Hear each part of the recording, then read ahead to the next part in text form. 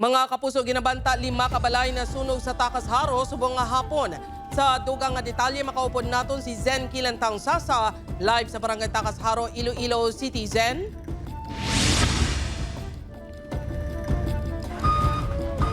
Jert, apektado ang pila ka mga balay diri sa Zone 3 Barangay Takas sa distrito sang Haro matapos nga masunog subong nga hapon. Ginlamon sang kalayong 5 kabalay sa compound nga ginapanag-iyahan sang pamilya Juliaza pasado alas 3 subong nga hapon. Suno sa isa sa mga nasunugan nga si Nori Juliaza, nakibot na lang siya sang ginpukaw ini sang iya bayaw nga nagakalayo na sa idalom sang ila hagdan. Wala naman ini makahibalo kung sa diin naghalin ang kalayo. Apang aminado ini nga may nabili nga extension cord nga nakasaksak pila ka oras antes sang insidente. Gilayon man nga girespondehan sang Bureau of Fire Protection ang lugar, apang nangin panghangkat ang makitid nga dalan kag on-road parking.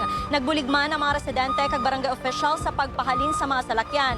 Suno kay punong barangay Joseph Poral, pagasolusyonan nila ang problema agad hindi na masulit pa ang insidente, ilabi na kung may emerhensya. Ginpahayag naman sa mga unang nga nakakita nga hinali lang nga may nag-ibol nga kalayo sa puluyan sang pamilya Juliaza. Natabuan naman nga ang ibang nga himata ang wala sa sulod sang balay sang matabo ang insidente. Maswerte nga wala na naglaptap ang kalayo sa mga pamalay. Gindeklara naman nga fire under control 4:19 subong nga hapon. Jert, ginaimbestigahan pa sang Bureau of Fire Protection ang ginhalinan sang kalayo kag ang kabubusan nga halit nga ginbilin sang sunog. Samtang mahimo naman nga makatenera ang mga apektado nga pamilya sa Barangay Hall sang Barangay Takas Haro. Jert, so far amo yatong latest diri sa Barangay Takas Haro. Maramong salamat sa detalye, kapuso Zen Kilantang Sasa.